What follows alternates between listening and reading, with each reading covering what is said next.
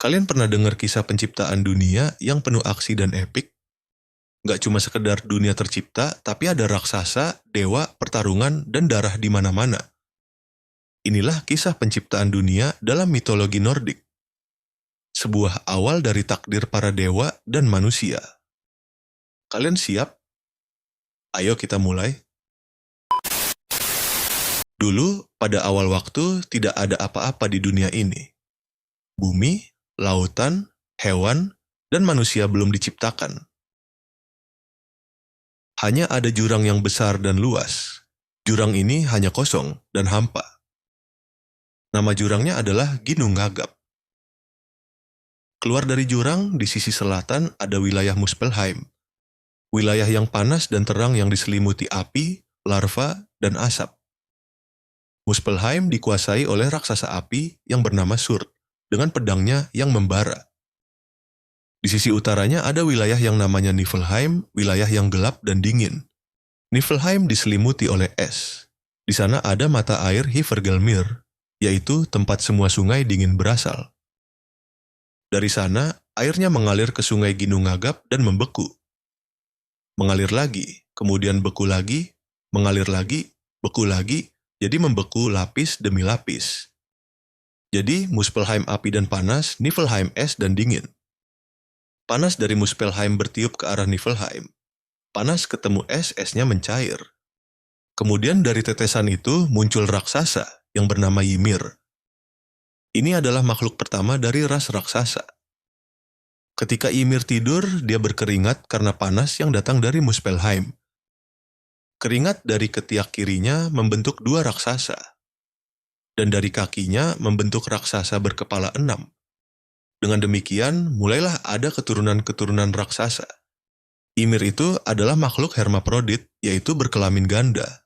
Jadi, gendernya Ymir itu laki-laki dan perempuan.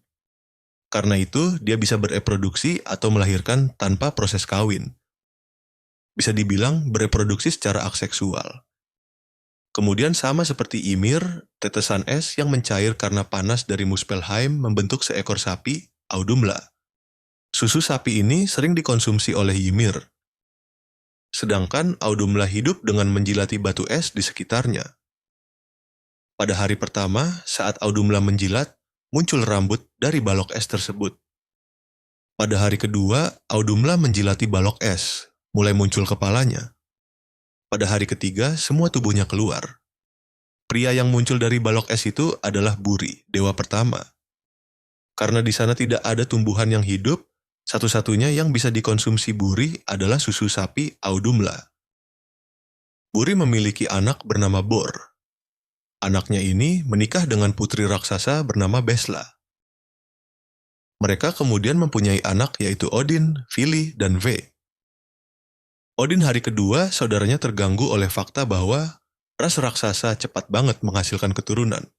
Kalau begini terus, ras raksasa akan semakin banyak. Dan solusi yang mereka lihat adalah dengan membunuh Ymir. Ketiga bersaudara itu menunggu Ymir tertidur sebelum menyerangnya. Pertempuran yang mengerikan pun dimulai, dan dengan menggunakan semua kekuatan mereka, mereka berhasil membunuh Ymir. Darah Ymir menyembur dengan kekuatan besar ke segala arah. Dan sebagian raksasa tenggelam oleh banjir darah yang besar itu. Odin, Vili, dan Ve membawa mayat Ymir ke Ginung Gagap, ke jurang kehampaan itu. Dari tubuhnya, mereka membuat sebuah dunia.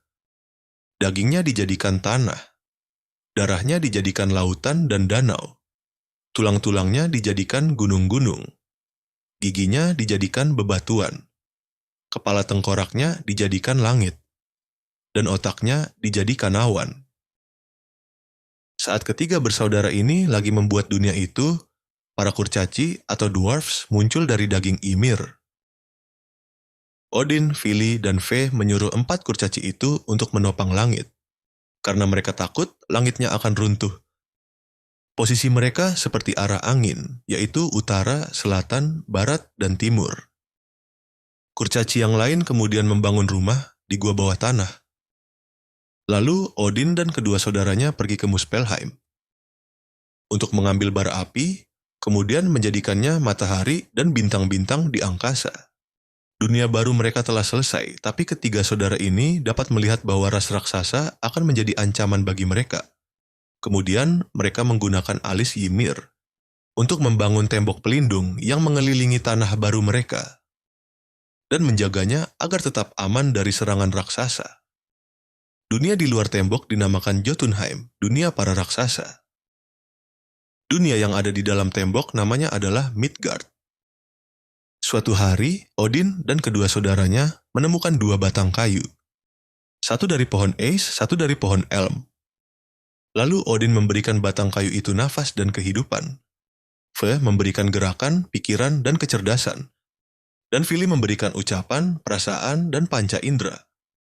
Yang laki-laki diberi nama Ace, dan yang perempuan diberi nama Elm. Ketiga bersaudara ini memutuskan untuk memberi Midgard, atau dunia dalam tembok ini, sebagai tempat tinggal para manusia. Kemudian mereka bertiga membuat daratan dan istana yang bersinar tepat di atas Midgard. Dunia ini adalah Asgard. Odin memiliki istri yang bernama Frey. Dia juga memberi julukan buat kelompoknya, kumpulan dewa-dewi utama, yaitu Aesir. Setelah itu, Odin dikenal sebagai Allfather, ayah dari para dewa, manusia, dan lain-lain. Mereka juga membangun jembatan yang menghubungkan Asgard dengan dunia-dunia lain namanya Bifrost.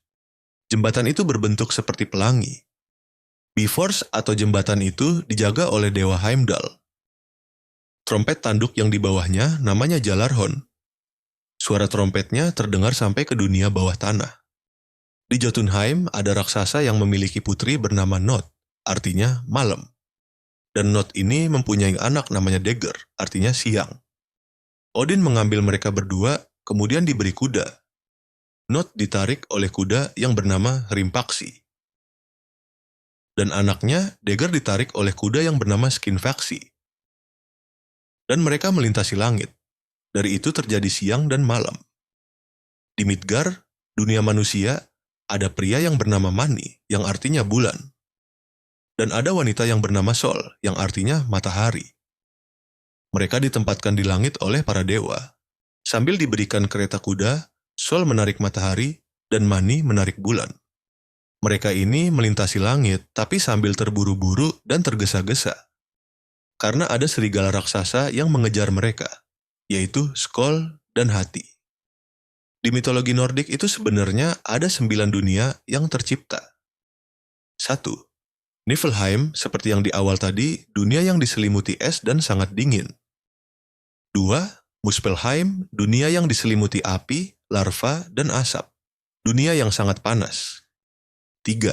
Jotunheim, dunia para raksasa. 4. Midgard, dunia para manusia. 5. Asgard, dunia para dewa Aesir. 6. Vanaheim, dunia para dewa kesuburan. 7.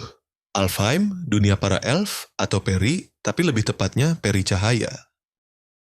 8. Svartalheim, dunia para kurcaci dan peri kegelapan. 9. Helheim, dunia orang mati yang tidak terhormat, banyak dosanya. Ada yang menghubungkan ke 9 dunia ini, yaitu pohon besar yang bernama Yggdrasil. Asgard berada di paling atas. Kemudian di bawahnya ada Alfheim, dunia para peri, elf, dan Muspelheim. Kemudian di batangnya itu adalah Midgard. Dan ada 5 dunia di bawah dihubungkan dengan akarnya. Lalu ada Bifrost atau pelangi yang menghubungkan Asgard dengan dunia-dunia lain.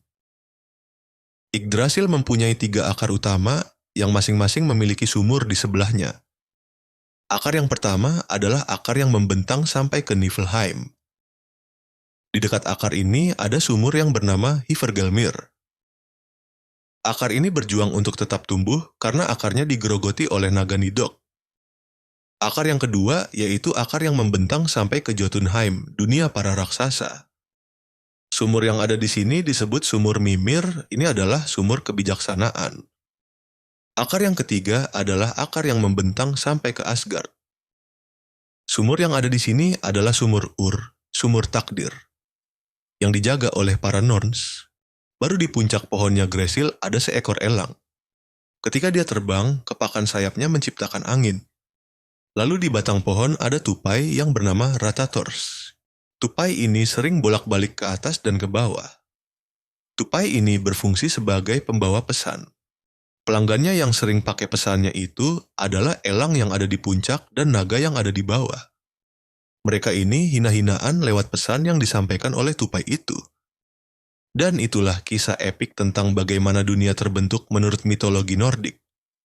Dari kekacauan es dan api sampai para dewa menciptakan dunia dari tubuh raksasa. Gila banget kan? Kalau kamu suka cerita-cerita mitologi kayak gini, jangan lupa like, komen, dan subscribe. Kasih tahu juga di kolom komentar mitologi mana lagi yang mau kita bahas. Sampai jumpa di video selanjutnya.